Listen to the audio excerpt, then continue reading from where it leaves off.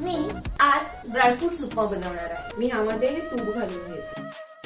मी ह्यामध्ये ही चण्याची डाळ घालून घेते। ती आपल्याला तुपामध्ये चांगली भाजून घ्यायची आहे। उडदाची डाळ आहे ही घालून घेते। तुपामध्ये मी घालून घेते मोहरी। आता ह्यामध्ये मी घालते मिरच्या। आता मी ह्यामध्ये हे अद्रक घालून घेते आणि हे शेंगदाणे। आता हा कांदा घालून घेते मी ह्याच्यात आणि ह्याला कांद्याला आपण चांगला गुलाबी असा रंग येईपर्यंत भाजणार आहोत। कढीपत्त्याची पानं जी आहेत आपली ती घालून घेते।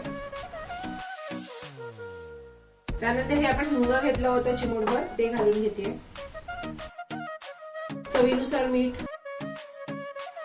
आता ह्यामध्ये हे मी काजू घालून घेते, त्याचबरोबर बदाम। आता ह्यामध्ये मी रवा घालून घेते आणि आता हे आपण सगळं एकत्र करणार आहोत। हे इथे मनुका। आता ह्यामध्ये मी टोमॅटो घालते। आपण टोमॅटोला तेलामध्ये भाजलेला नाहीये। मी ह्यामध्ये हे उकळतं पाणी घालून घेते आणि हा झाकण पटकन ह्याच्यावरती ठेवणार आहे।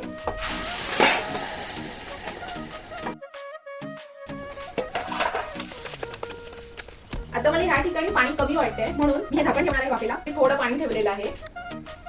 झाकणाचं पाणी इथे गरम झालेलं आहे म्हणजे आतमध्ये देखील वाफा चांगल्या येत आहेत। इथे चांगलं मिक्स करून घेते। मला पाणी कमी वाटत होतं पण ह्यामध्ये पाणी योग्य प्रमाणात पडलेलं आहे। मी आता ह्यामध्ये खोबरं घालून घेते आणि कोथिंबीर घालून घेते। तर मग मंडळी आपला झटपट तयार होणारा पौष्टिक असा उपमा तयार आहे।